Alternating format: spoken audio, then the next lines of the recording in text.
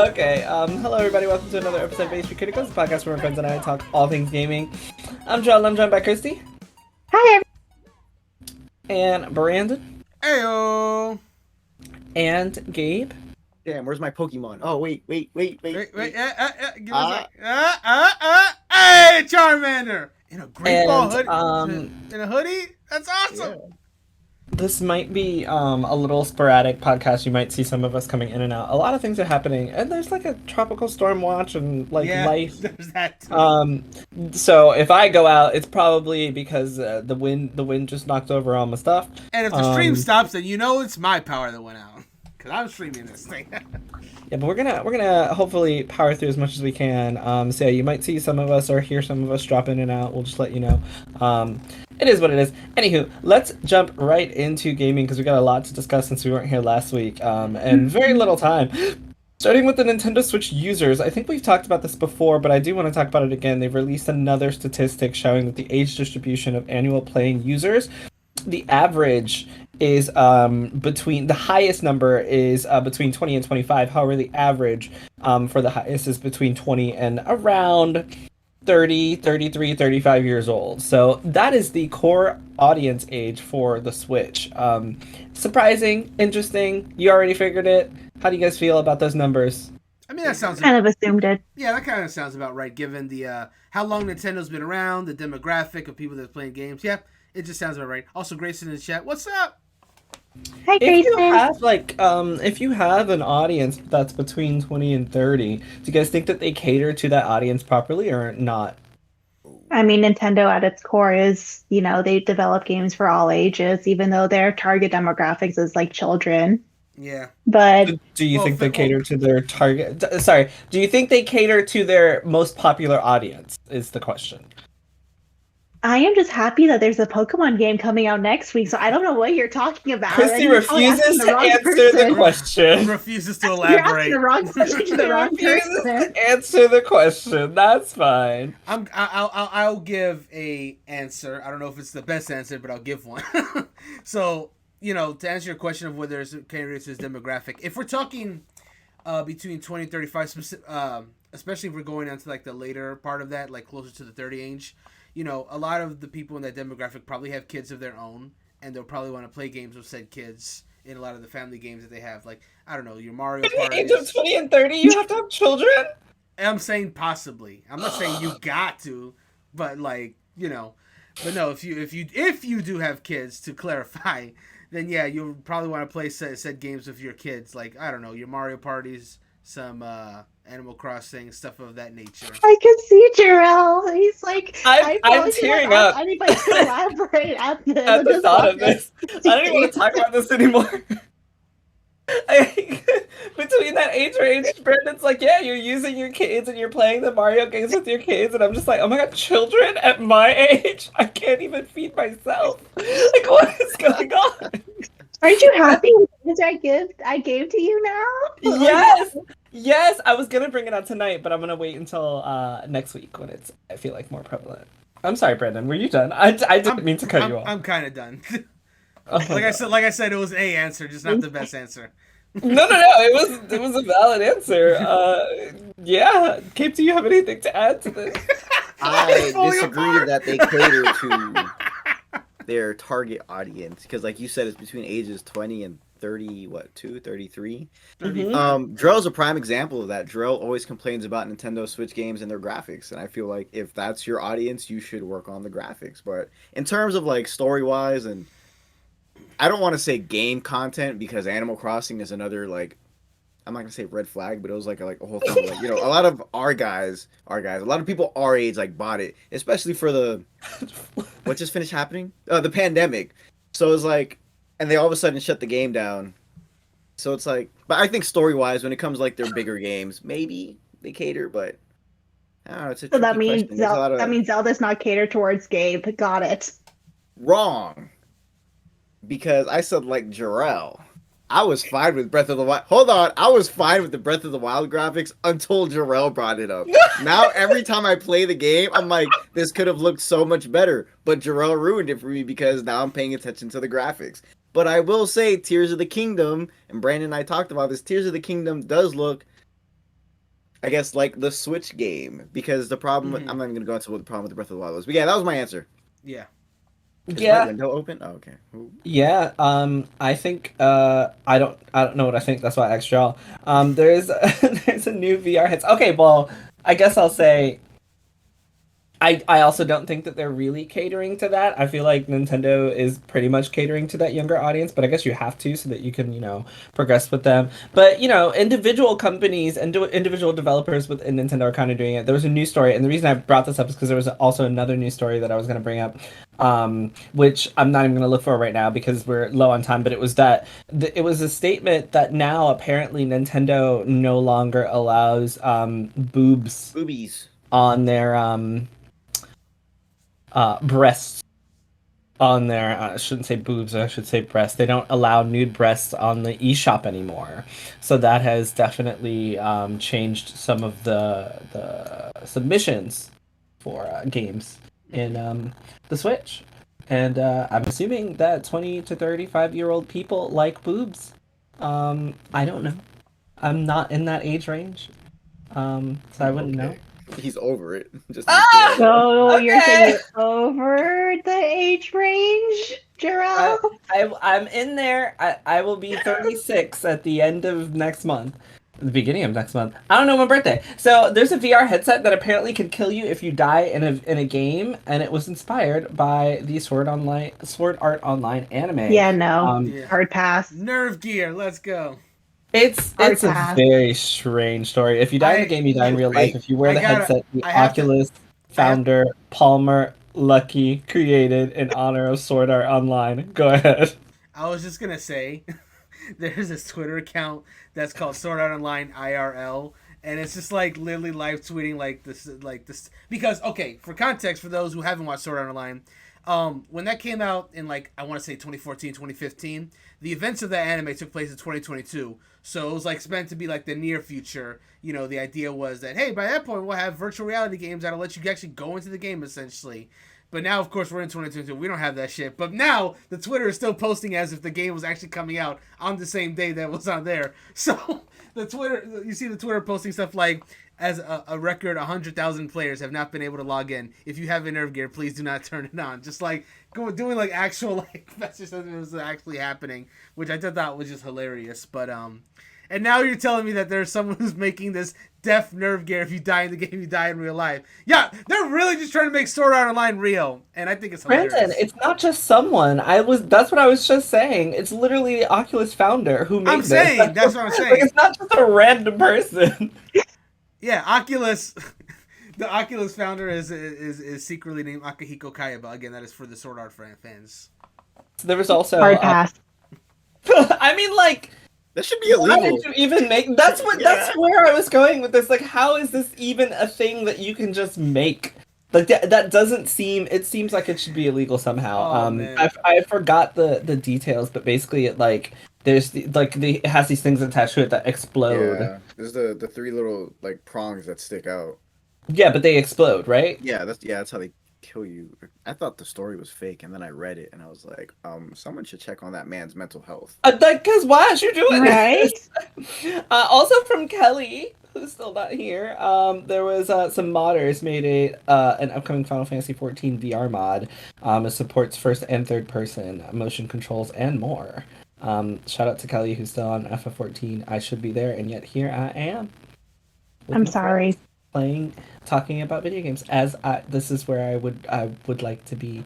PlayStation is the gaming industry's leader, Microsoft says, as EU opens new investigations into the Activision Blizzard deal. We've talked about this a little bit, but here we go with the back and forth. Microsoft is once again just being like, we suck. PlayStation's the leader. You should let us have this because it'll be fine. Any new opinions on this one?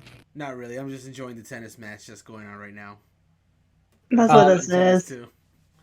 So, after we've already had the concerns about Call of Duty becoming an Xbox exclusive, which have been unfounded, this is from GameSpot.com. Quote, the Commission's preliminary investigation shows that the transaction may significantly reduce competition on the markets for the distribution of console and PC video games, including multi-game subscription services and or cloud game streaming services, and for PC operating systems. Specifically, the commission said it's concerned that should Microsoft be allowed to buy Activision Blizzard, the company could foreclose access to Activision Blizzard's console and PC games, including Call of Duty. In this case, foreclose refers to make something exclusive. So that's what they're saying. They're still just like, these are really big games. You shouldn't be able to make them exclusive. Microsoft would have the ability to do that. We don't want them to do it. Crap. Another just wonderful shouting match. Yeah. Over there. Ooh. Dude. Man, I don't know if I should go like. Oh, what's today? Today is The 9th. November 9th, the release Yes. of God of War Ragnarok. Hey, Boy. Yeah. Oh, Boy. I finished the first one. You haven't finished it? I haven't Which finished. I need first to one, finish. Christy? Yeah, there's several first ones in that series. There are I some. haven't There's finished any of them. actual God of War 1 and the God of War 2017. So funny I haven't enough, finished any. there's I was watching a streamer, like he was I guess binging the game. Like he beat God of War, the first one, in 5 days for today. And as soon as he turned it on and it gave him the screen, it says right at the top, God of War recap. So he was like, I really just rushed through this game for no reason. But yeah, they did add a recap, but like, why is that a problem? It's not really a problem. It's like the experience of. It's like I don't know. Some people might feel like they're obligated to play through the. Ooh, there's a bug there. Through the game now. But, sorry, this is a little fly trying to get at my face. Ooh. Some people. That's better than my other reaction to when I see a bug, which is a very high pitched scream. I decided. Never mind. It's a Wiglet joke. Go ahead. Yeah, I don't even want to talk anymore. I'm not gonna make it. I said never mind. I'm not gonna make the joke. No, but it's it's just like it heads up for people who think they have to play through or burden themselves through playing through the first God of War. If you don't want to do that, you can just watch the recap. Where's God of War come out? 2018. Yeah. Oh, okay. Thanks. I mean, it's good for people like Jarrell who take forever to beat a game, so they can Bruh, watch the recap. Alright, see, I knew this I was feel gonna called out. Christy I too, but you know what? agree. I give Christy a pass every now and then because she's beaten Breath of the Wild. Tears of the I Kingdom. had one Tears of the blind Kingdom is recap. not gonna have a recap, so get to it. That's I have for one damn to sure. The problem is, I And need then more watch as articles Tears about of the- Kingdom has a recap. I hope it Nintendo does. doesn't do Oh that, my so- god! you know what'd be hilarious if Tears of the Kingdom has a recap, but you have to find it in the overworlds. I'll Bruh, cry. bruh. I don't like looking for small details like that anymore. You mean like what you have to do to get the story of the Breath of the Wild game? That's why I said I'll cry. So, this is from Jameson Price. To all the many fans of Bleach, I have loved being a part of the Bleach universe and voice acting Chad. It was a difficult decision to say no to coming back for TYBW, but I no longer audition for roles of people of color. Representation matters and access matters. Yeah, so this guy's been playing Chad in Bleach for quite a while. He also went on to say, I've had access to a very wide variety of roles in my career. Actors use their imaginations and their experience to breathe life into the characters we portray. We get to walk in someone else's skin for a time. We practice empathy, we feel, and we learn. Access to opportunity in anime has not been equal, but that has changed. By stepping aside now, I open the door of access and give opportunity to an actor who can represent Yasutaro Sato with the same love and pride and imagination, but with more life experience than I have. Thank you for all the love and support you've shown me over the years. Please welcome Elaine Mesa to the role of Chad. He's got some big shoes to fill. Do the best you can until you know better. Then when you know better, do better. Maya Angelou. # Bleach Anime. So yeah, the very long time Bleach anime voice actor Chad chose not to reprise his role to be able to give the role up to someone else, specifically a person of color. And there were lots of people that were giving him praise and thanks for this decision, so I wanted to shout him out for that because that's pretty awesome. Yeah, no, all I'll say is that it is very cool. I'm not gonna pretend like I won't miss him as Chad because he did a great job as that character. But I do respect his decision to take a step back so that a person of color can bring their experience to the character of Chad, who is a very he obviously he's a very different character than many of the characters in Bleach. For those who have actually watched it, he has a Hispanic background compared to all the other characters, so he brings a different of course, level of culture to his character than others in the cast of Bleach. So having that background, I think, will be very helpful. But more importantly than all that nonsense is the fact that I think, like he said, giving more opportunities out there, I think, is an important stepping stone for a lot of the actors going forward. Maybe one day we'll get to a point where there'll be enough opportunity that, you know, any character can represent anybody. But like in this case, I think it's important that we have that authenticity to the roles that we see. Bleach was my first real anime. Oh, that's awesome. Which was the first anime? Huh? What? What'd you say? It was really good. I literally was up one day and it was on like, what's that Adult Swim? No, what's that? It was the guy. At the time it was Adult Yeah, Swim, but now it's on Toonami, yeah. Toonami. Or it was. Yeah, it was Toonami. Now I think it was Toonami, and I was like, it was on really late, and I was watching, and I was like, holy shit, like, this cartoon's amazing, what the fuck is this? And so I went to my friend, and I was like, oh my god, you have to watch the show. And she was like, when I was like describing it to her, she was like, are you talking about Bleach? And I was like, is that what it's called? Because it's fucking great. And then I started watching Bleach. Yeah, Bleach. Yay! That's how I ended up watching Sailor Moon. Late Oh. night Toonami. Fair. I didn't know I was watching anime. I didn't either. And this was me in college, so. Oh my gosh, I was Just kidding. It was before. It was before. Okay, whatever. Bruno Velasquez, the director of animation for God of War Ragnarok, stated that the game did not fully exploit the capabilities of the PS5. As one of the studio's goals for designing the game was to achieve the best possible experience for the PS4. My question for y'all: we are what, 2 years into the PS5's life cycle? Yes, we are 2 years now. And we were discussing previously Breath of the Wild and its capabilities being hindered because it was also for the Wii U. How long are we gonna have to hold back these games, do you think? I know, you know, a couple of upcoming games like Final Fantasy VII Remake are not doing it. They said, fuck it. But, like, how long are we gonna have to hold back development on certain games before we move forward so that developers can fully use the full capabilities of these very expensive next-gen consoles?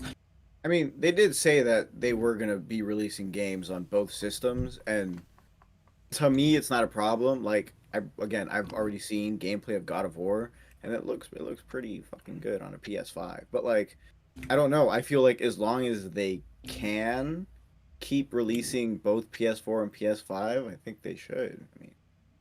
I mean, unless it's something, again, like, you know, sorry to bring it back up, but Cyberpunk 2077, where it looked absolute dog. Well, actually, it didn't look like anything. You couldn't run the game on a PS4, all the other ones, but it ran decent on a PS5, and it ran completely fine on a PC. I think in those situations, and yeah, like if the team can't get it to look remotely good on PS4 and PS5, then you would focus on PS5. But if there's always the option, I feel like, you know, choose the option. I love it when no one talks after me. I know. I was gonna say something as well. I'm going to offer a counterpoint to that, actually. So on paper, I agree with everything what Gabe is saying, that like if you can, you should. However, I think what the whole original point was of like you know, the developer mentioned, or the art designer you said mentioned that they intended for this game to run as good as possible on PS4. So if that was always their intention, then it's exactly what Gabe said. Then having the option to either play it on the PlayStation 4 or the quote next generation console, which is actually current generation, but anyway, is fine. But at some point, like mentioned, what like both Final Fantasy games 16 and Rebirth are being made for PlayStation 5. If they feel that it's not going to run on the old system, then don't do it. But I have seen a bunch of Ragnarok reviews. They're all very glowing, but I've seen one common complaint between pretty much all the reviews, and that was like the fact that this game has to be on PS4 essentially. So the most specific one that I heard thus far was it had to have like this PS4-ism in it. So a lot of the third-party PS4 games have to have like what they call disguised loading times. So hey, there's a door with this ice. We have to break the ice, and while you're breaking the ice, basically the next area is loading. Or in The Last of Us, hey, Joel, give me a boost. Raise them up, and while they're being boosted, essentially the next area is loading. Stuff like that. So there are stuff like that in Ragnarok because it was made for PlayStation 4.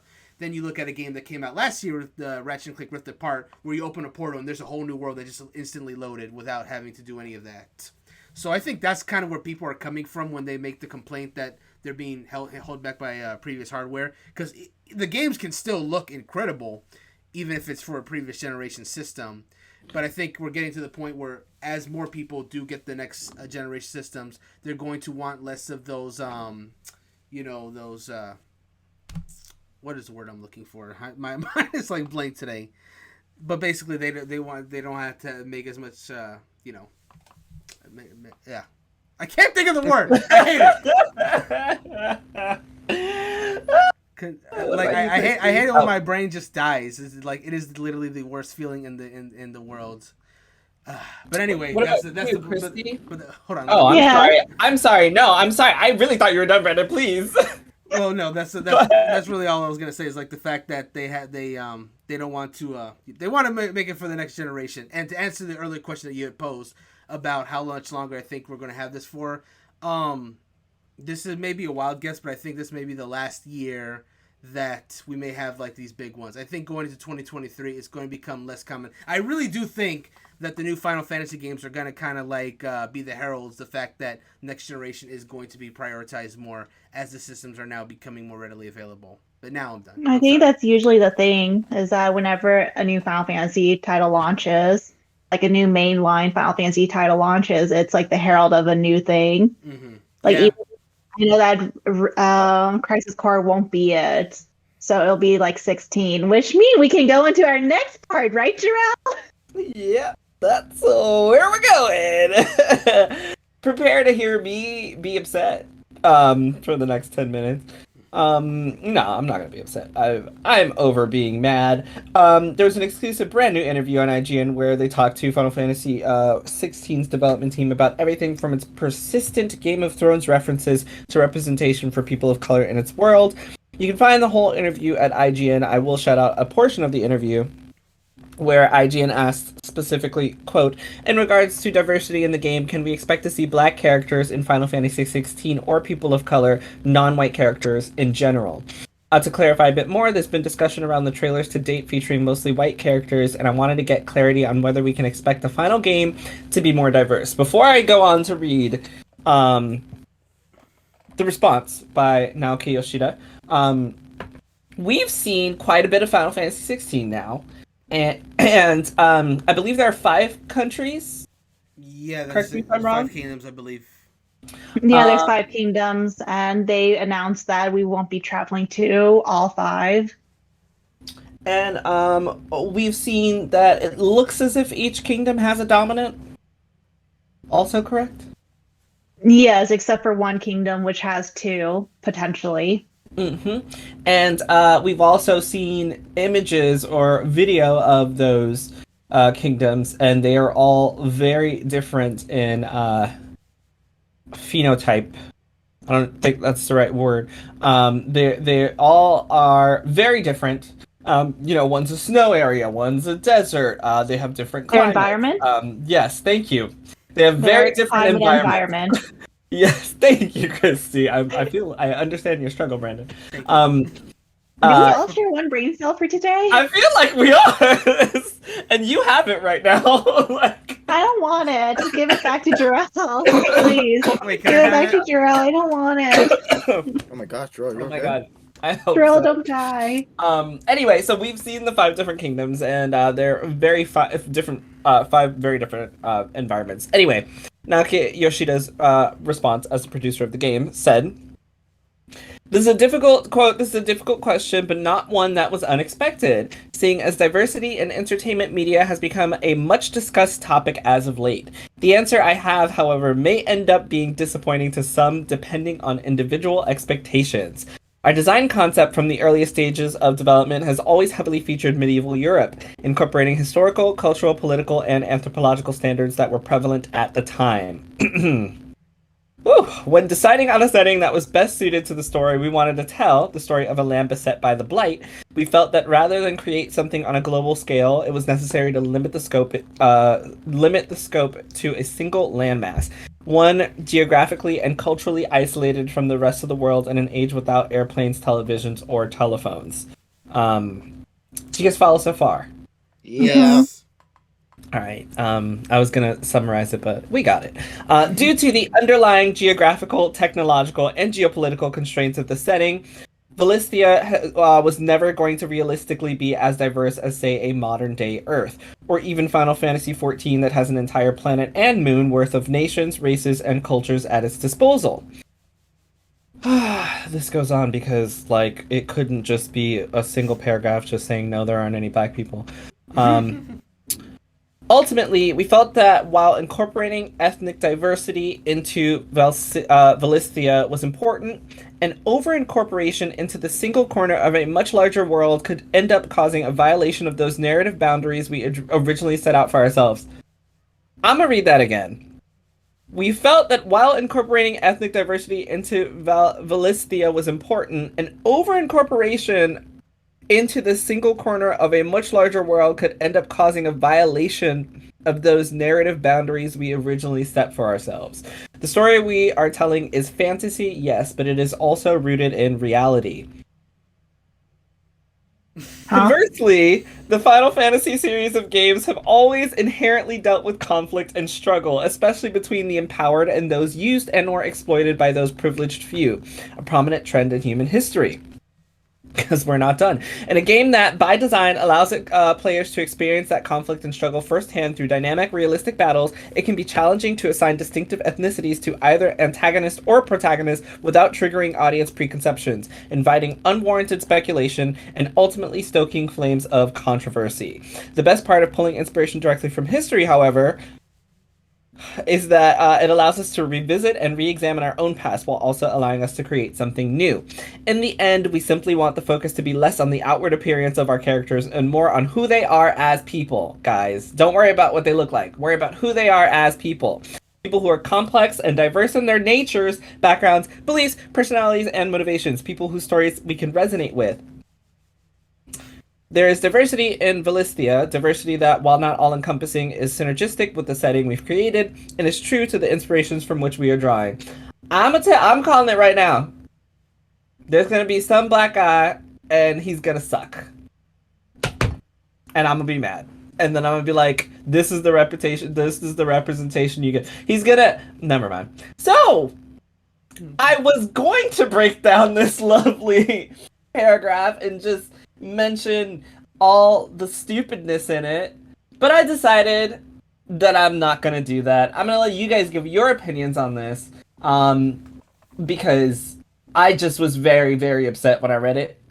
This really just dashed all excitement that I had for Final Fantasy XVI. It's like kind of low on my list now. These are really fragrantly ridiculous excuses to say that you don't want to put black people in your game because you don't want to over-incorporate this one area with too many colored people because it would ruin the story. Over-incorporate them into the single corner of a much larger world because that could cause a violation of the narrative boundaries that you set out for. What does that mean? It just sounds like you don't want to put a bunch of colored people in a single area because your narrative just doesn't agree with that. Why would your narrative not agree with that? I don't understand. Maybe you guys can explain it to me. I don't know what's going on. Makes me wonder if the societal issues that Japan is dealing with and other East Asian countries are dealing with is kind of leaking into, game development, which is kind of worrying.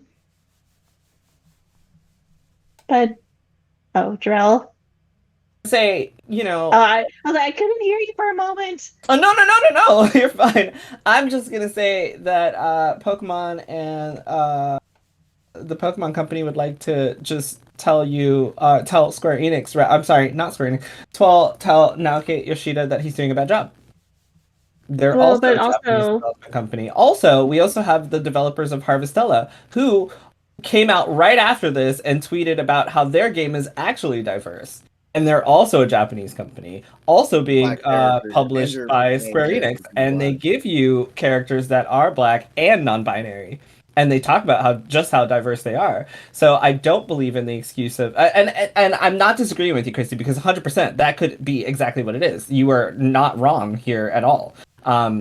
in which you're saying that the society and xenophobia, etc., is prevailing in what he's creating, right? Yeah, you have in Japan and like many other East Asian countries, there's a lot of xenophobia running rampant, and whatnot, along with colorism. So, I mean, with Japan being a conservative country, and I think it is a conservative party running it. I wasn't really surprised with hearing that. I was like, well, it was gonna be tough that someone would show their true colors.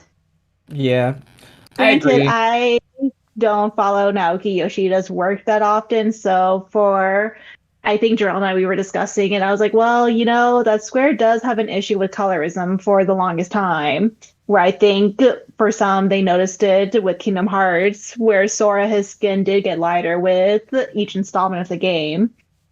And it wasn't until I think the teaser for 4, he kind of has tan skin again. Yeah, I just want to, and this is also something that we talked about. I want to Hmm. be very clear that when I'm talking about this, I'm talking about the developers, not Square Enix as a publisher, because I still think that Square has done an okay job. I'm not saying they're great, but I think they have done an okay job with touting diversity, including the example that I just gave of them publishing Harvestella and then tweeting about how diverse Harvestella is. We also have what Luminous Productions that's working on Forspoken, or which is also a Japanese developer, which is being published by Square Enix, having a black woman as their protagonist. So I don't want to say Square Enix is the problem. Um, So, so with those titles, they're not as, I mean, yes, they do get a lot of marketing, but compared to Final Fantasy, which is, one of Square's bread and butter, as you can say, like hearing all this, and knowing Square's past with how game development has been internally, it does make me wonder if it was something that it wasn't Yoshida's call. So it oh becomes no. a clear line where I don't know enough about him as a developer or a producer, but I know enough about Square that I'm like, they could both be at fault. Anyone else? On the subject, I just want to say real quick that while you were introducing the topic initially, that word that I was looking for finally came back to my head. The word I was looking for was concessions. So they You were were making thinking about this the entire time. it was bothering me, man. It was really bothering me. It's just one word, but it was not coming to my head. Like, no, it was like they made concessions so they could run the PS4. That's all I was trying to say. All right, there we go. Now back to the main topic. No, this was a very disappointing thing to hear about and read from the first time I saw it, because Jerome and I had talked about this actually before the podcast, and I just want to bring it up here as well for the listeners that it's something that I've seen a lot in these kind of games. Not just necessarily Final Fantasy XVI, but a lot of games that are made in Japan for a lot of the reasons that Christy had said. It's just simply that you don't see a lot of the diversity in these kind of games because, unfortunately, Japan itself isn't as a diverse a country, and so it doesn't seem to be as prioritized over there. They don't like to be touted as a diverse country, even though they have biracial people Correct, yeah. living in Japan, which is kind of frustrating for them as well. Mm-hmm. Yeah, so for all those reasons, it's something that you see very often. And seeing this in Final Fantasy XVI, before this interview came out, to be clear, we just saw the trailer of 16, I just kind of, in my mind, defaulted to, okay, so it's just going to be like all these other games in terms of the lack of diversity in that case. So kudos to the question actually being asked directly about it. And now, everything that I've heard, as disappointing as it is to hear, it's a lot of words, like you said, Drew. It's a lot of words to say that you're not going to have black people in the game.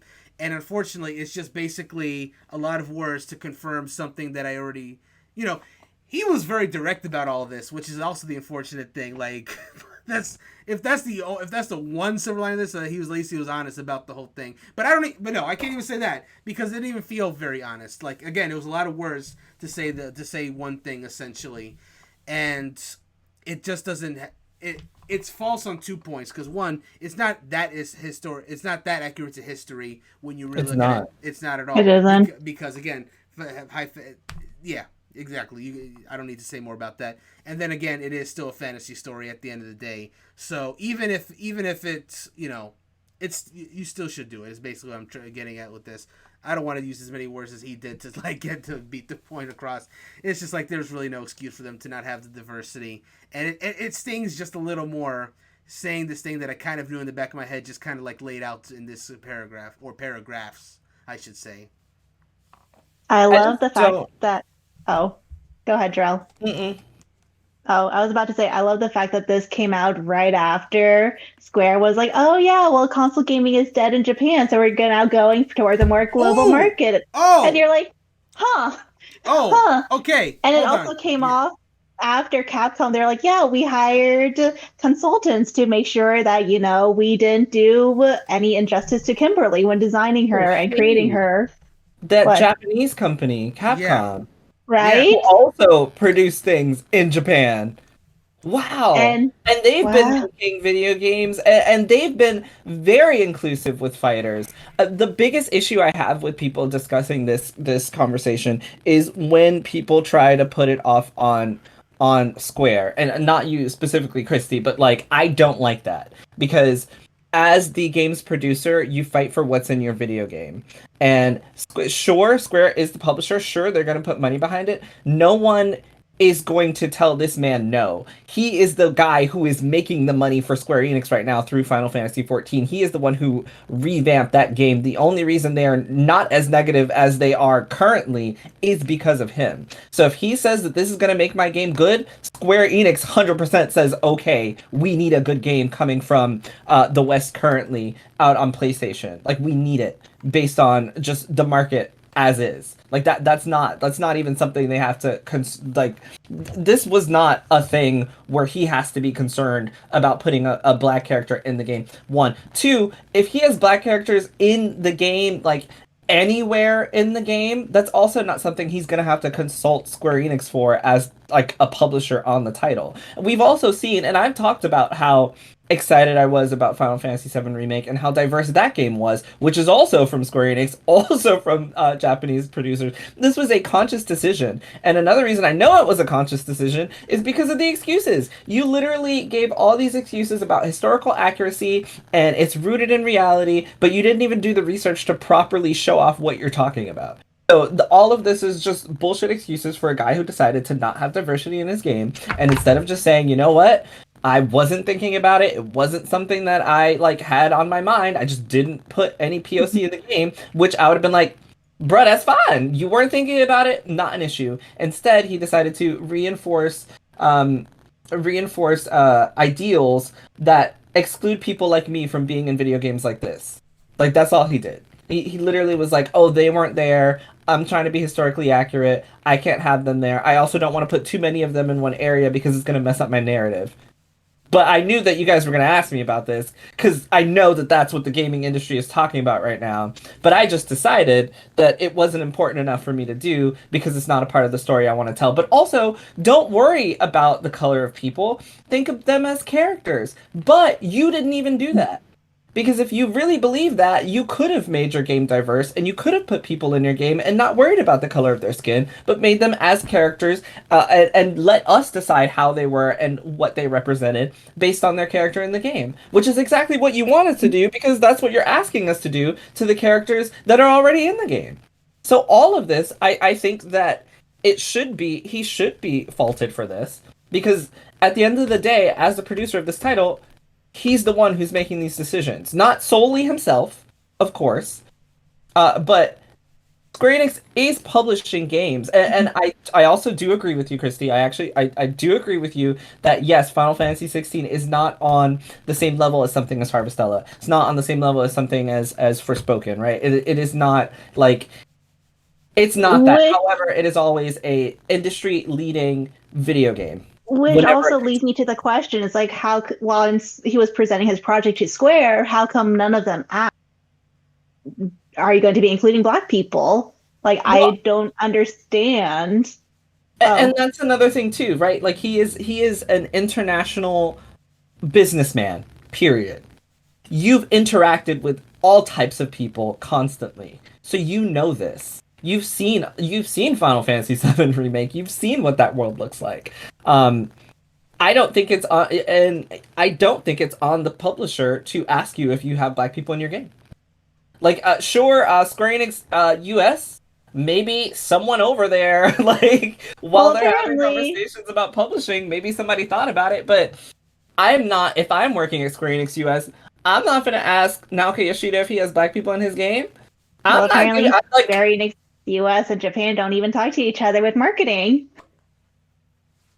I don't think it's I'm not I don't want to sound like I'm giving an out to Square Enix, but I don't feel like they're the problem here. I feel like he's the problem here, and he explains why he's the problem here. So I'm gonna let him be the problem. He literally says says why he's the problem. I'm sorry. I said I wasn't even gonna do this. You see, I need my tea. I said I wasn't gonna do this. I wasn't gonna get hyped. I'm very upset. I was so looking forward to it. I was you don't have to apologize. You didn't do shit. I was so looking forward to this game. Like, I knew that this was going to be on the top of my list, and it just plummeted. Gabe, do you have any thoughts? I just think it's funny when you call a game Final Fantasy and try and use historical accuracy as a crutch. We're fucking kaiju battles. Bitch, like, I saw somebody explode into a fucking, like, huge rock titan Chocobo thing. are in this game, queh. But, you have a Kupo. There's a Moogle and whatnot. So, too. Yeah, so I want to bring this up real quick. Two quick things. One, Drill, what you were talking about is like, yeah, no, like what you were saying, exactly what you were saying.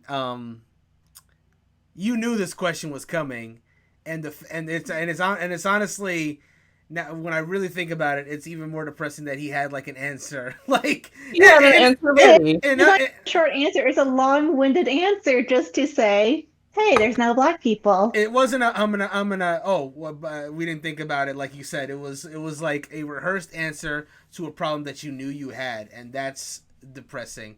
Also, I want to get to something that Christy had mentioned, specifically about how consoles are not doing so well in Japan, and how 16, I think, despite being a mainline Final Fantasy game, is going to struggle a little bit in the Japanese market because it's catered to the West. It's one, yeah, exactly. One is catered to the West, and two, it's going to be a PlayStation 5 exclusive at least for a few months, as far as what we've been hearing lately. It's an exclusive for 6 months. Exclusive for 6 months, exactly. So there's a lot of people in Japan who still either don't want a PlayStation 5 right now or can't get one. Well, so there's also a lot of people. To be fair, there's also a lot of people in Japan that have PS5s. Like, don't make it sound like it's not popular. No. It's not. Yeah, but also it's like you have Twitter users who are in Japan. They were trending for the longest time of something about the PS5. No, trending Final Fantasy 16 on Twitter because they're like, how are we supposed to get a PS5 if it's a PS5 exclusive? We can't get one.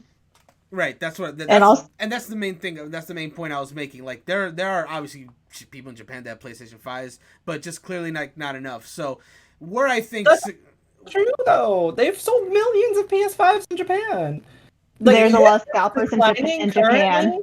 It's declining currently. The real problem is that they're going to be increasing the price of the PS5 over there. That's the real issue they're going to have. Mm-hmm. But they've sold millions of PS5s in Japan, like, and they're going to be easier to get. Like, I just feel like this conversation is making it sound like 5 people in Japan have PS5s and like no one else has any, so no one else can play. There's a lot of people who have PS5. Yeah, but that's also not the point really I was making necessarily. Like is the fact that ultimately I think 16 is going to do better, or should be trying to do better in the West because, again, Western influence. There's a big market for Final Fantasy 16 in the West as well.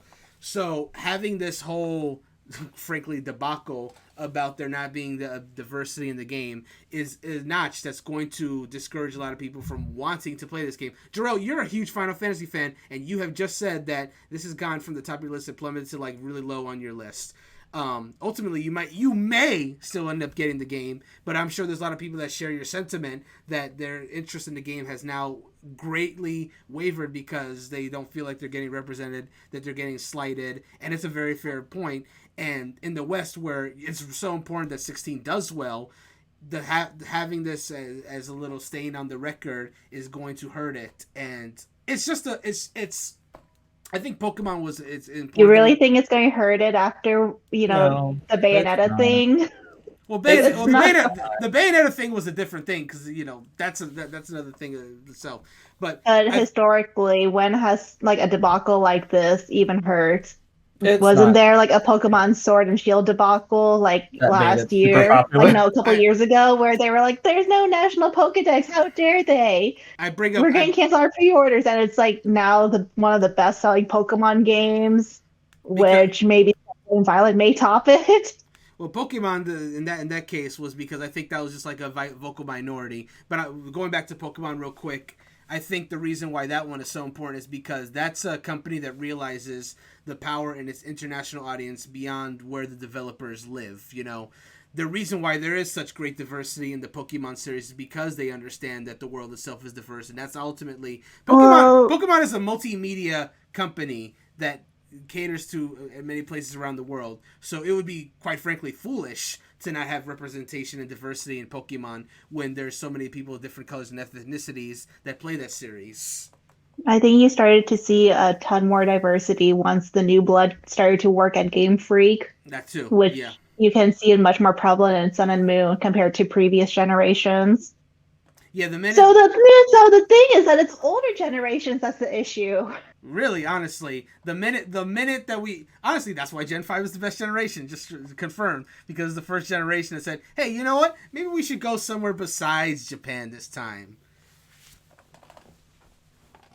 And then, it just kind of went from there. We have so many awesome, not saying those places in Japan aren't great. Like, I would, if and when I ever take a Japan trip, I would love to visit some of the places that Pokemon was based upon.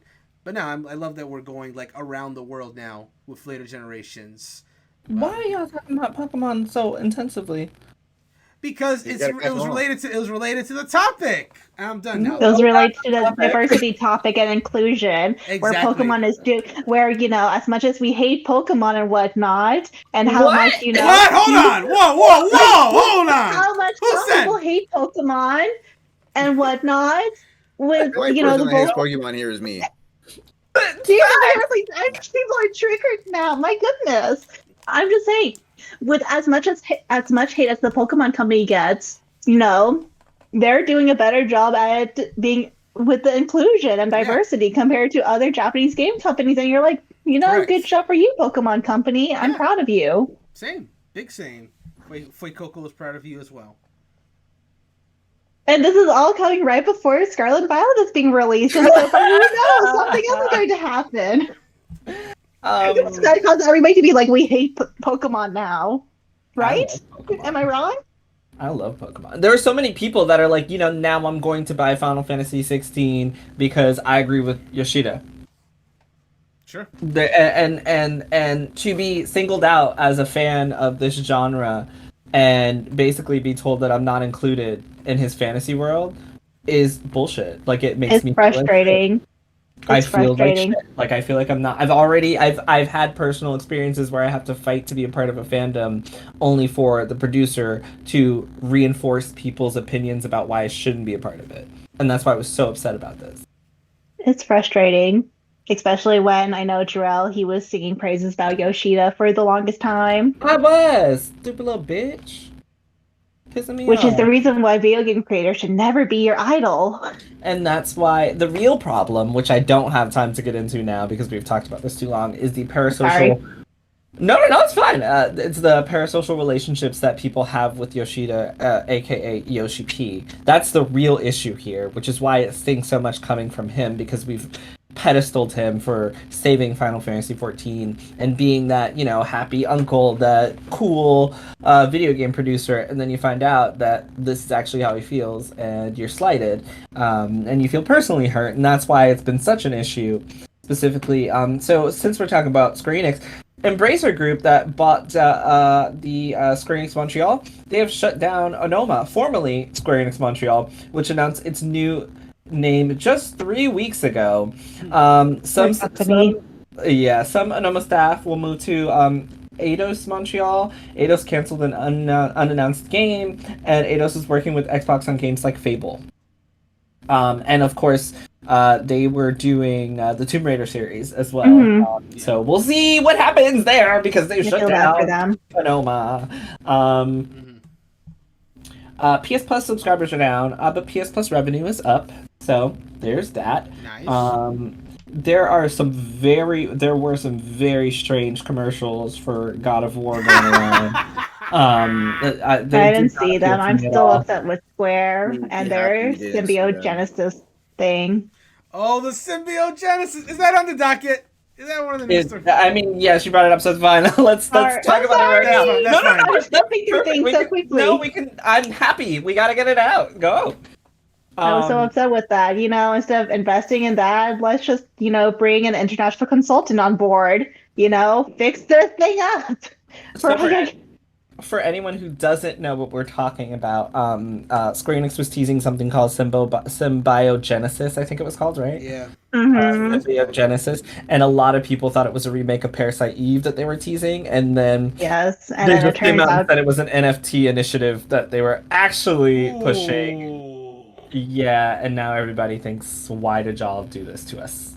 Like, Oh. why do you keep going so poorly? But why invest in the NFT when you can invest in some other things Like some that you bitches. clearly need to be investing in?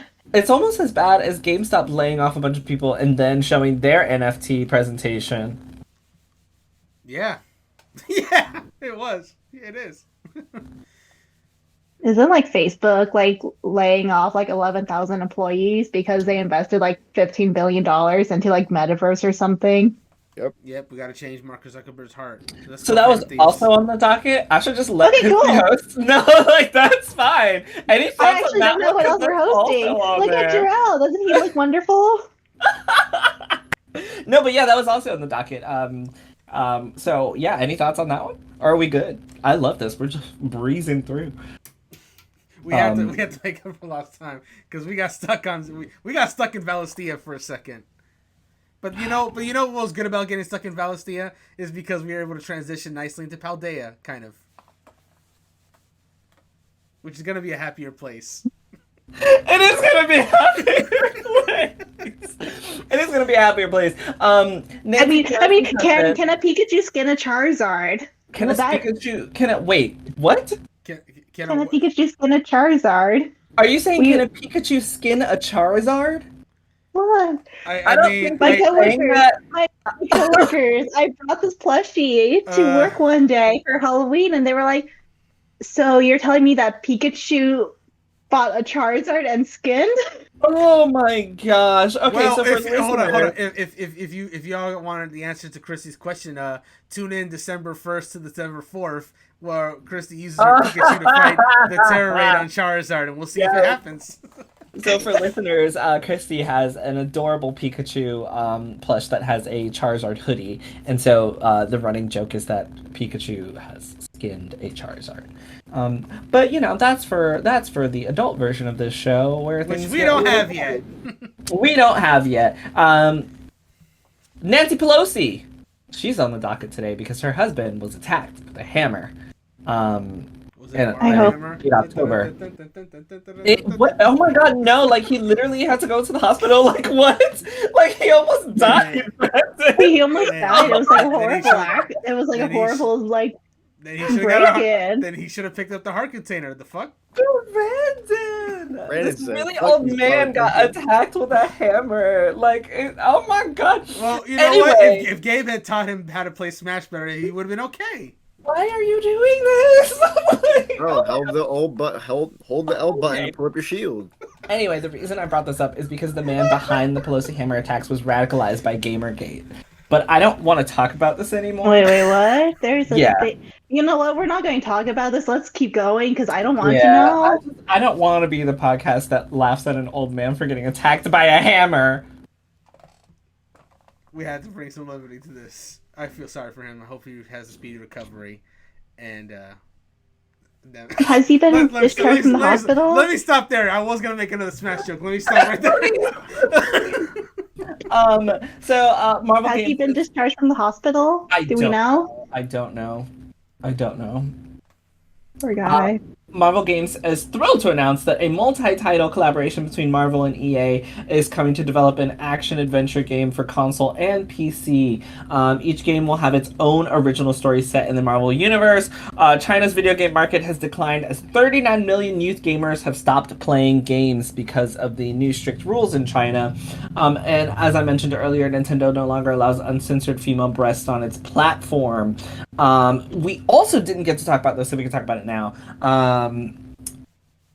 Xbox subsidizes the cost of Xbox Series X and S by $100 to $200 per console, Phil Spencer says. Microsoft aims to recoup that money with sales of accessories, games, and Game Pass subs. Basically, for every purchased Xbox, Microsoft has to pay between $100 and $200. It's costing them, rather, $100 to $200. So these it's consoles... kind of the same conundrum that Sony was in with the PS3. Mm-hmm.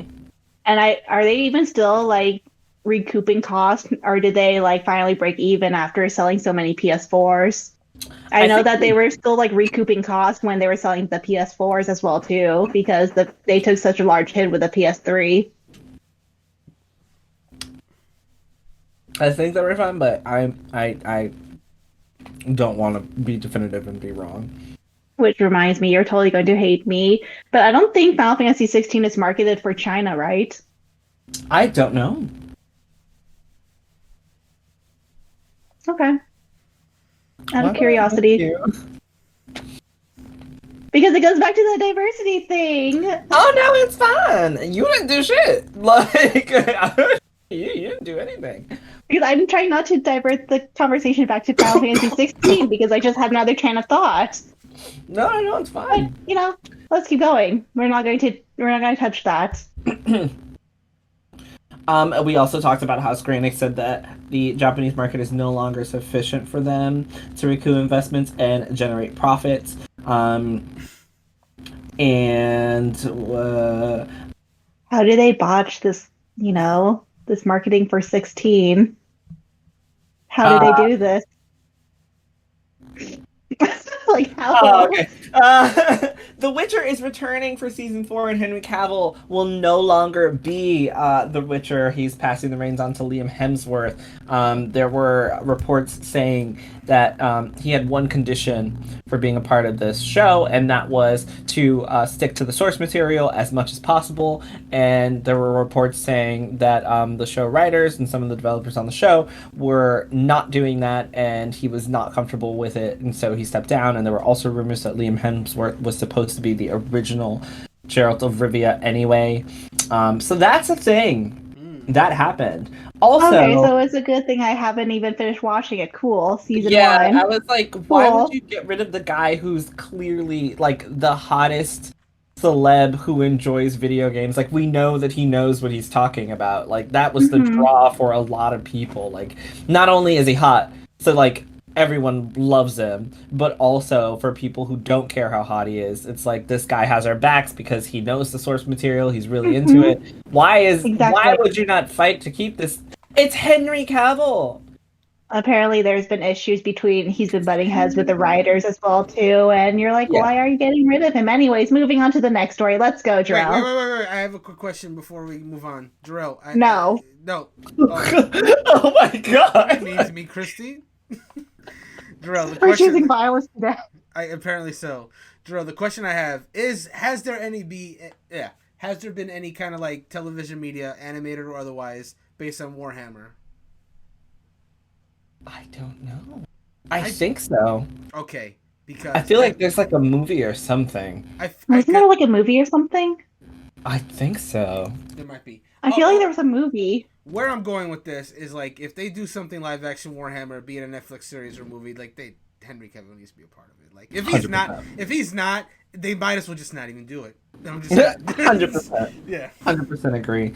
Brandon. Yes. Hey. Whoa. Me. That's my name. 2023, we're gonna see the return of some familiar faces as they celebrate 30 years of Power Rangers. Oh yes, this story. Okay. Yeah. So previously, I think I talked about something on the podcast that David Yass, who played Billy in the original Mighty Morphin, and Walter Jones, who had played Zack on the original Mighty Morphin, were going to be returning in some kind of special. And then they hit us with this picture that apparently they're not the only ones. That we're also going to be getting Johnny Young Bosch reprising his role as Adam. Nakia Baris. No, I'm sorry, she's not coming back. The actress that played Aisha is coming back. And Catherine Sutherland, who's played Catherine, is coming back as well. And also they have a new actress named Charlie Curse, who is apparently supposed to be playing the daughter Trini. For those who are unaware, unfortunately, the actress that played Trini of Mighty Morphin Power Rangers had passed away in 2001. She was in a car accident and did not survive it. So obviously, for that tragic reason, she's never been able to come back in any kind of Power Rangers thing. So I guess this is kind of like the way of preserving her legacy in another way. So yeah, no, a bunch of the original. Oh, I'm sorry, I forgot one. Steve Cardenas, who played Rocky, one of the original Red Rangers, also coming back as well. Anyway, yeah, it seems like this is going from just like two of them to like a full on like Mighty Morphin crossover in 2023 to celebrate the series' 30th anniversary, which every time I say that is like crazy that it's been around for 30 years. But yeah, no, they're going all out. They're bringing back a whole bunch of the original cast. It's going to be quite the spectacle. Actually, a few days ago, I had watched the finale of the recent season with my nephew, and I'm excited where the next season is going to go. There's some cool stuff happening. And one last tidbit before we move on, for those hardcore Power Ranger fans, I just want to point out that both Adam and I believe Aisha were wearing outfits that said SPD on them. If you know, you know. This is going to be some interesting stuff coming next season. I love that you were like, if you know, you know. And I'm just like, now I feel like I should know and I don't know. I know. I could try to explain it, but that's fine. Yeah, I figured we should just move on. You're like, no. No, I'm like, we have like 15 minutes left. Oh, we do? The D&D movie has been delayed by Paramount. Oh, really? We mentioned that Final Fantasy 16 is a PS5 exclusive for 6 months. It's also coming to PC after that. And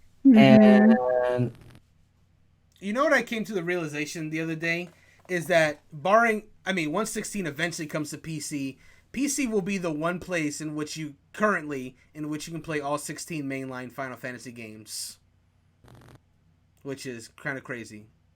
I guess PC is low key the definitive place to play Final Fantasy. But anyway, where's my Pixel Remaster Square for my Nintendo Switch? There's an Indie World showcase today. Did you guys get to watch it? I unfortunately did not. I was at work. Very busy day. I have not had time. All right, so I've been choosing balance at work today as well too. But I will say, Sports Story looks really good. I've always wanted to try Golf Story because I hear great things about it. It looks like a game that I enjoyed back when I was younger, but that's pretty much the only thing I got from Indie World that I think would be of interest to me. Oh, and Coffee Talk 2. I enjoyed the first one from the Little Red Play. How did you see this stuff, but you didn't see the... Did you only see, like, portions of it? I didn't see any of the video, but I've seen, like, the tweets as they've been coming out. Okay. And so I just know that they're... I haven't even seen the trailers of said tweets. I've just seen that the announcements of.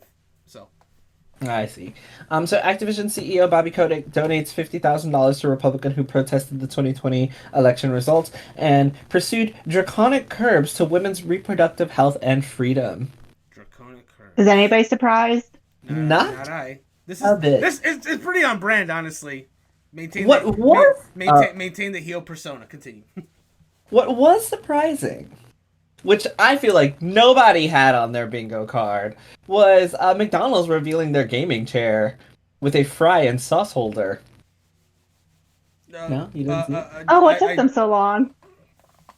It says McCrispy. It's called the McCrispy chair, and it says McCrispy across the chair. It's the ugliest chair I have ever seen. If I'm gonna be honest, I'm surprised that McDonald's, like Christy said, what took them so long? Yeah.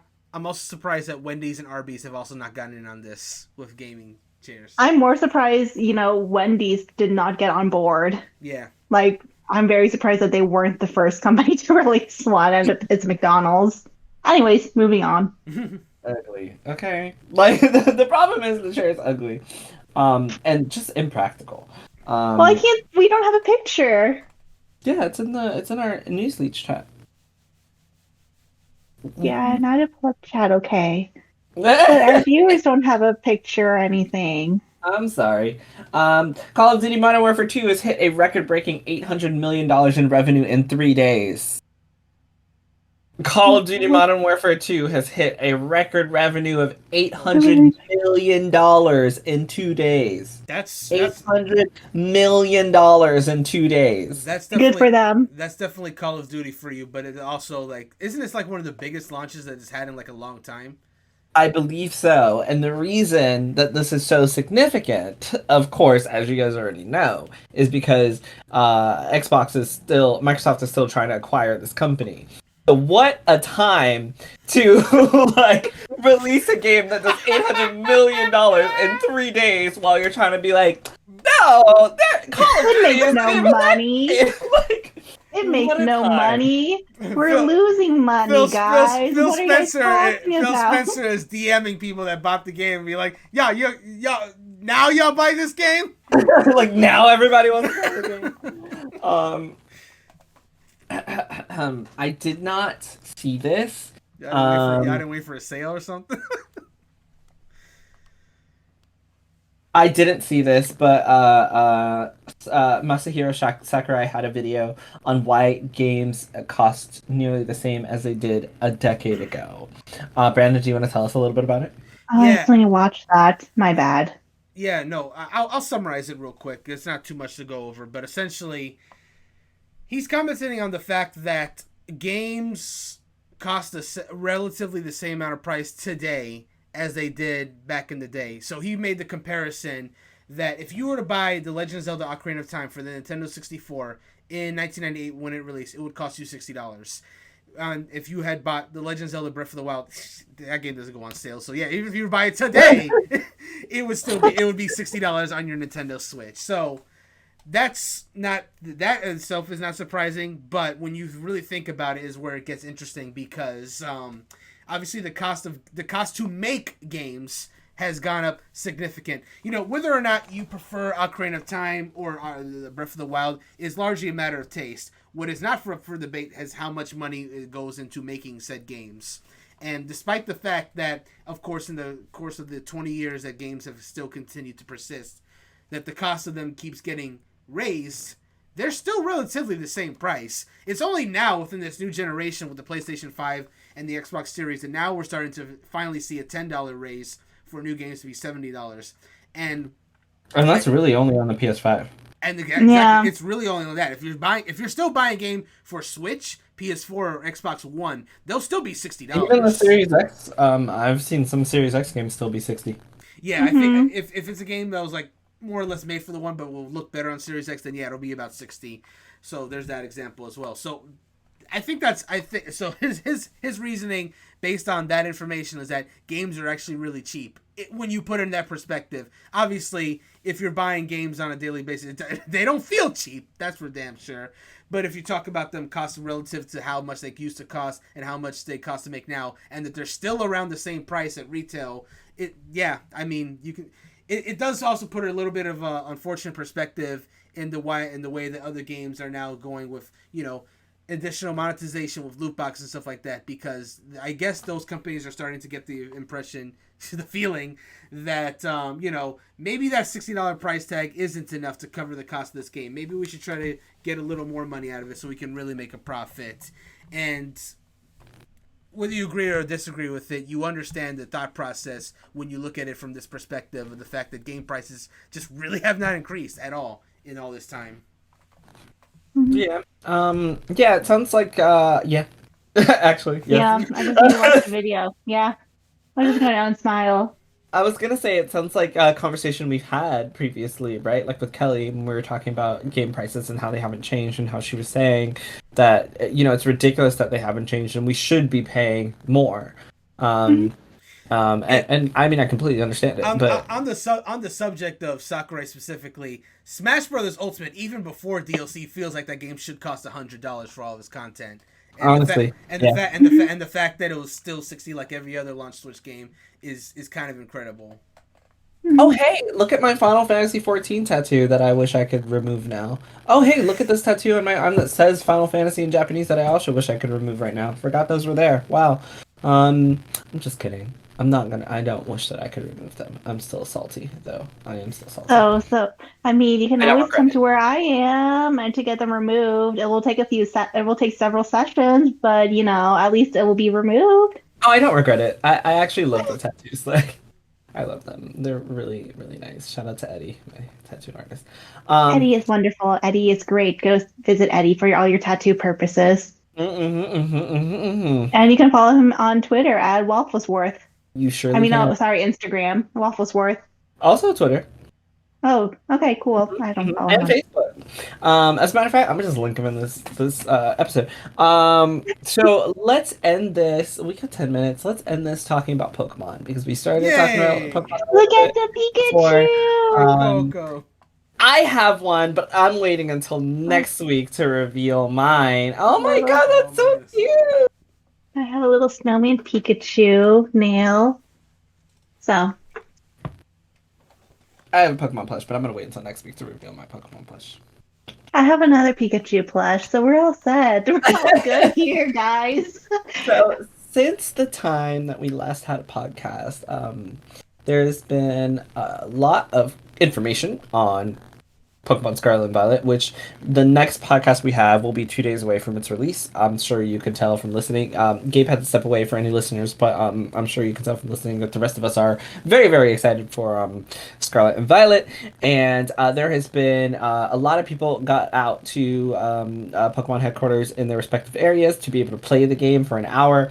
They've shared their experiences. Have you guys seen any of those experiences? Or I have not. I'm I- trying to go in blind for the most part, although I've seen some of the Pokemon leaks, and now I'm like, you know what? I'm going to ignore everything and just go in blind and hope for the best. I feel like listening to the experience of someone playing for an hour is way less invasive than seeing leaks.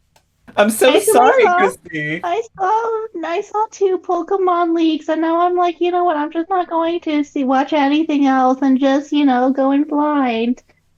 So sorry. But you know what? All I can say is like, look at the Pikachu. They have a cute little Terrazzo Pikachu. I want them all. you sound a little like a hoarder there. I want them all. All the Pikachus. She's I'm gonna leave now. Becoming- You're being mean to me. No, you're becoming Team Rocket. Christy, Christy Chr- is like Christy Team is Rocket. Christy is that episode of the anime where there was the Pokemon You're Center full of the being mean. Pikachu. I'm just gonna leave. Christy is the nurse Joy that has all the Pikachu. Or that the Sun and Moon episode with that Pikachu fanatic girl that said Pika in like every sentence. I'm sorry, no, Christy, I don't mean to be mean. I think it's great. Like, collect all the Pikachus. Oh, Like, I guess I can pick out wonderful. this little ear. Oh, Oh. it can be like a little hoodie for me. So, Brendan, Darrell, to answer your question that you had posed, I've only seen 2 previews of based on impressions of Scarlet and Violet, and that was our former guest Wesley LeBlanc on Game Informer. I saw his impressions on it. I was very happy to hear his wonderful voice and talking informatively about the Pokemon game. It had me very excited, I will say. yeah, to New York and got to play Pokemon for an hour early. And he has a wonderful write-up and a wonderful video, so if you haven't checked it out, definitely go over to Game Informer's YouTube to check that out. Shout out to Wesley. I've consumed every non-leak piece of information that I can Let's go, Jarrell. about this game. And do you guys have any questions about the game actually? That I might be. Is there a new Pikachu evolution? Do I not don't know. answer that. I don't know any. Okay, so to be fair, I only know what was told on their like I watched a lot of these videos just in case. I only know like people's 1 hour experience. As far as leaks go, I don't know anything. I know that there are leaks out there. I know the entire game has leaked. At this point, not only has the entire game leaked, obviously that also means that we've seen all the evolutions for all the starters, and I have not seen any of these. I have seen I've accidentally seen like 3 or 4 leaked Pokemon, which I'm not very happy about because I'm really, really trying to go in as blind as I can as far as like Pokemon and experiences go. However, I do. I'm very, very excited for this title. No questions at all about anything for Scarlet and Violet that I might be able to answer. That isn't Can we get the spoilery. game early so we can No. play it? No. As a matter of fact, a lot of outlets are not getting the game early because of spoilers. But like, Yeah. I mean leaks, but it doesn't matter because what always happens is Pokemon is like, we don't want to give the game out early because we don't want anybody to leak it. And then they give it to like 5 people, and one of those 5 people leaks it, and then the game's out leaked everywhere, and then all reviews come out super late because everyone else gets it like last minute. Mm-hmm. Very unfortunate. This is what usually happens. So I do have a question, but it's actually for Christy because she asked that question What? about the Pikachu evolution. Christy, do you want Gorochu to be real? Huh? Do you know what Gorochu is? Who's Gorochu? Oh wow, Some type of you Pikachu, no? two don't know that. Oh, okay. I mean, it's clearly some type of Pikachu. I'll make it real quick. Basically, in the beta images of Pokemon, there's like a lot more of the original generation, and one such leaked Pokemon, I mean not leaked, but beta Pokemon that ended up making the final game was an evolution of Raichu called Gorochu, which is like an even tougher looking version of Raichu, essentially. I see it. It was hinted in like dialogue in Red and Blue that got changed in later versions, but yeah, that apparently Raichu was supposed to have a 3rd evolution. But I guess that answers my question. If you didn't even hear about Gorochu, then I guess not. It would work really well actually as their like It would. for Arceus, right? Like an ancient version of Raichu. I think it Clearly like, they that missed design their would work really chance, so who knows? Well, the thing is, it would be unprecedented only because we've never had a Pokemon that had 4 evolution forms, barring something like Gigantamax or Mega Evolution. Because there's already Pichu, Pikachu, and Raichu, so that's already 3 stages. It's not unprecedented when it's the mascot. Maybe we'll see him but in the Detective It still Pikachu hasn't been done. spin-off. Therefore, maybe. In the, the Also- Detective Pikachu Or it thing. could be an alternate evolution instead of Raichu become Gorochu. That's a workaround. Or it could just be the 4th evolution. Why can't it? Exactly. I mean, I'm not saying it can't happen. I'm just saying it would be unprecedented because no other Pokemon has done that before. Had 4 stages. Fair. The trading Yeah, card I game would mean- go crazy. I mean, okay, so I guess it doesn't. I guess Eevee's forms are technically Eevee's forms are evolutions, but they don't count because they're not like sequential. Correct. Yeah. That's all I mean. So, you guys think we're getting a new Eevee form? I'm feeling it. I think the EV Terrell raids might be hinting at that. I would love it if those. Really? I read somewhere that like we're not getting another Eevee, and that's why they're giving us terrestrializing because you could just change it to whatever like element you catch because we're not getting one. That is a fair counter, but however, and this is based on nothing. This is just a hope because Yeah, of course. because quite frankly, we haven't gotten a new EV form since Sylveon in 2013. I think we're due for one. I would like a We're nice- due for one, but I mean, if we were to get one, I feel like they would totally, gear all marketing towards that because wasn't that Sylveon's the deal, marketing for Yeah, X and Y? Yeah, they Was did. that it was Sylveon, and everybody's like, look, Sylveon, guys, and you see Sylveon everywhere. Yeah, that's true. However, one counterpoint to that Sylveon is even that- has like one of the most plushes, and also the cutest plushes. And I'm so sad I didn't get one. Sylveon is adorable. My only counterpoint to that though is you're You're right. always like that. Is you're right. Sylveon did get marketed like crazy because it was the new EV evolution. But we are at an age now where Pokemon Company is being a little more careful about what they revealed and not trying to reveal anything like major. And my biggest evidence to that is Berserker, because Meowth is like one of the most well-known Pokemon. We didn't even get revealed that there was a Galarian Meowth in the game, nor that it had a new evolution, which I think is crazy that they just let people find that out. But you're talking about Don't a agree with Meowth. that at all. This Yeah, is an like Eevee. yeah, An yeah. Eevee, who is like legit the secondary mascot to the Yeah. Pokemon Company. Now it is. But Meowth has been like in the anime since basically the beginning. It's a pretty Yeah, important. but Everyone knows who God. Meowth is, but do you hear kids talk about Meowth like Pikachu or Eevee? A lot of kids are like, look at the Eevee. Or like Charming in here. I don't know, Christy, because Meowth is in a lot of those episodes of anime. I feel like he does get talked about a lot. There What was about Charizard?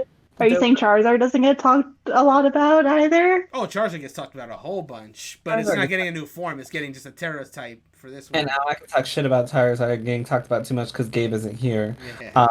But I won't because I do have one question for you guys before we leave. Although I will say a little bit to Brandon's point, there was something hinting in the anime because the current anime they had a lot of like yes. it was very Eevee centric, and they were like experimenting, I think, and the Eevee wouldn't evolve. And Yeah, so there's Chloe's the girl's Eevee wouldn't yes, evolve there and was a lot of whatnot, and there's been a people lot of hints and whatnot. Mhm. But I feel like speculation. that the Pokemon Company, they know that a new Eevee evolution would sell the game. So that's what I feel like. It will help with sales. But granted, I think that maybe now after, Sword and Shield, they feel like that they don't need to do that type of marketing. So who knows? That's also something else I was going to bring up, which is that this game is on track to be one of the highest selling Switch games ever Yeah. so far, if I'm not mistaken. Mhm. Previously that was Splatoon 3, Mhm. I believe, right? Mhm. Scarlet and Violet is on track to surpass Splatoon 3, including in Japan. It's just much easier. People. It's so interesting because, I wish we had time to talk about this, but people's lifestyles are like our lifestyles are changing so much that Switch and Steam Deck are much more go-tos for video games than standard sit-at-home consoles because we're Oh, yeah. always on the go. And we could talk about That's that the for reason why I forever. want to get a Steam Deck. I really thought you had ordered it by now. But I we can talk mean, about there that was forever. issues last time. But So, instead, to end this podcast, I do have one question for you guys. Mhm. And it is pertaining to Pokemon. Since next week our podcast will be 2 days before the review. what is the best starter type? Pokemon. No, that is not the question. Oh, That'll be for next we- week. Where This week- I thought this was where we were leading into that there's a Splatfest going on pretty soon where it's like they're asking, what is the best starter type? That Darn would've it, been Jarrell. perfect. No, that would have been perfect, and I suck because that was not my plan, but that would have been perfect. We can always go with that too at the end. Let's go. Okay, so the first question then is which type of Pokemon reveal have you guys enjoyed the most for this generation? Like we had Iono's trailer, which was a parody on I love Iono. uh, Iono has been my favorite, to be honest. streamers. We had the dog that killed the trainer in the video. What else did we have? How else have they done it? We recently just had Gimmighoul in the countdown with the chest on the website, and we were trying to figure that out. I'm sure there are more. We've had like regular reveal trailers that are just 30 seconds of, hey, this is the new Pokemon. We've had offshoots of just uploads. Literally, Wiglet was just uploaded, and they're like, hey, this is a new Pokemon. Oh, look, Gabe isn't here about Wiglet. He's not here. Which has been your favorite Pokemon reveal? Like type? Oh, The Wiglet one has like generated a ton of memes on Twitter, sure has. but it's not my favorite. Yeah. I really like Ionos, and especially with the fact that there was 2 separate videos just for Iono, where the first one is like she's hinting at it, and then after the second one she's like, I knew I should have done this, exactly like the streamer. And like, of course, all the Pokemon streamers, they're like, we hate her. And you're like, no, it's so crazy. I love her for doing that. I was like, wow, she's doing such a great job at like imitating what these streamers do. Like the clickbait is ridiculous, and then it gets done to them, and they're like, why did we wake up to watch her just for her to not reveal anything? And I was like, come on, this harkens back to the like, who's that Pokemon? Guess that Pokemon thing. Like that was so cool. That was probably my personal favorite. Who's that Pokemon? It's a Jigglypuff seen from above. Jigglypuff seen from above is so great. Oh no, Jarrell, we can't hear you. Joker muted you. Or, yeah. Joker, how dare you? It's actually a Chansey. I showed you guys, right? Like, it's literally just the same outline as a Chansey, but with 2 little eyes. Like, same face and everything. I'm gonna show y'all. But Brandon, what's your favorite? No, I was gonna agree that I love when they do like different kind of reveals than the normal. I think the Gimme Ghoul one was Gimme Ghouls was kind of. It's not my favorite, but I will say it's really cool because Yeah, I thought so too. it appeared in Go and it wasn't even announced. They did the same thing with Meltan. Like Meltan appeared in the game and people thought it was a mistake. And it was like, no. The video that came out the next day was like, oh wow, trainers are starting to see this Pokemon everywhere. What is it? No, they planned it. And they did the same thing with Gimme Ghoul. They just put it on Go, no announcement. And then the next day they had the trailer that said, wow, people are seeing this weird Pokemon stealing their money. I'm like, what is this? So Yeah. I thought, Sorry. I thought it's very cool. And I'm surprised that there's still people that think that, oh man, they leaked it. I'm like, they released trailers like, no, dude, they did this already and they're doing it again.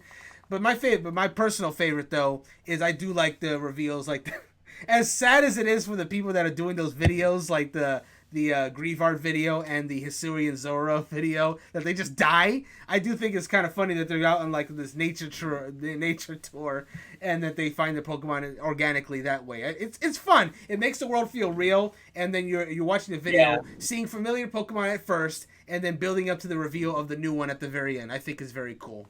So I love those. I love those a lot. I think with Gimme Ghoul, super cool, especially because they really integrated. Like when you started, I was telling you, like when you flicked Pokestops, you got coins from it, and it was like an entire like event in Pokemon Go that led up to the reveal of this Pokemon in Scarlet and Violet, which I thought was super cool. Iono's still my personal favorite, but I also do love the videos. The only thing I hated about Iono's and the videos is that they're voice acted and we are not getting voice acting. Correct. Like, I don't know what you said, Brandon. But no, I said correct. Like, why are we? Why? I didn't hear you. That was so strange. Like, I saw your mouth move, but heard no. And I didn't hear you either. Like, it was like, and I was like, you're like, what? Well, that's odd. Well, but I do want to mention that though. Like, I think look, if we're being real, Pokemon should absolutely have full voice acting. But I will accept random NPC 2 or 3 or 5 not having voice acting, but them having voice acting for like the main scenes, like when you're challenging a gym leader. I will accept that because that's at least better than what we have now. But we do need some voice acting. We're starting to get to that point. I still think about that scene with Piers from Sword and Shield a lot, where he's singing and there's just nothing coming out. There's nothing there. Yeah, and I understand why they don't do like the voice acting. I'm pretty sure they said before why they don't do it, and I understand the decision. Oh my god! I just thought of this now. Freaking Roxy in Black and White 2 sung like with actual lyrics. Like you could hear her like the song is nothing special. She's just literally spelling the name of coughing, but it's still lyrics. So anyway. For anyone that just watched me, my cat got hair in my tea, so that's what I was doing. Oh, not weird. I was not looking cool, Joker. Yes, like I realized that I did that on camera, and I was like, oh no, I look really weird.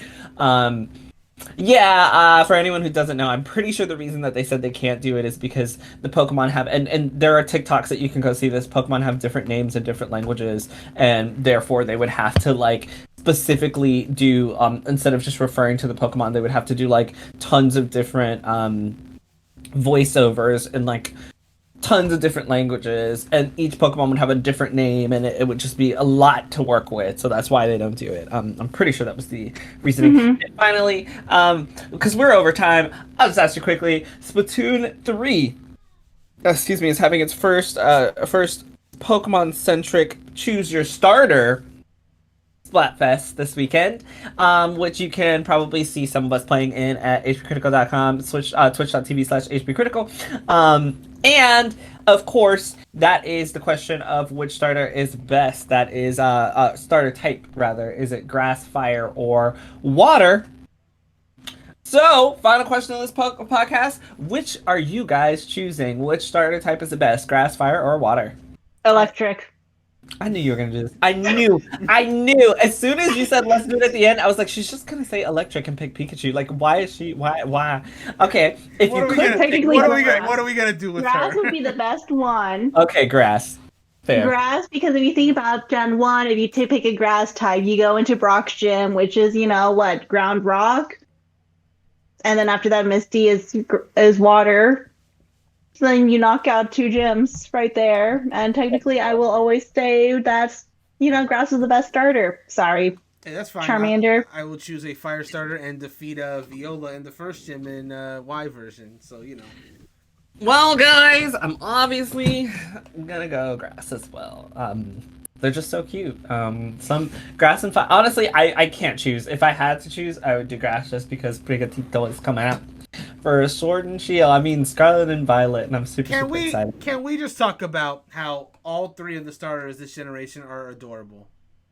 I have been. Yes, they are adorable. Wait, Coco has grown on me. He has also grown on me. He's not my favorite, but he has also grown on me.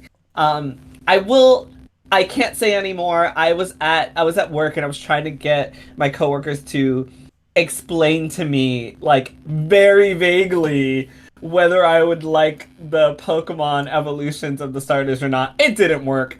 As I'm sure you can imagine. I was like, would I think this one's cute? And I didn't really get a full answer. Although it does sound like I'm gonna be a bit disappointed. So we'll see. We'll see. But yeah, I'm super excited. And with that, let's say goodbye, because it's we're 10 minutes over. Good night, everybody. Bye.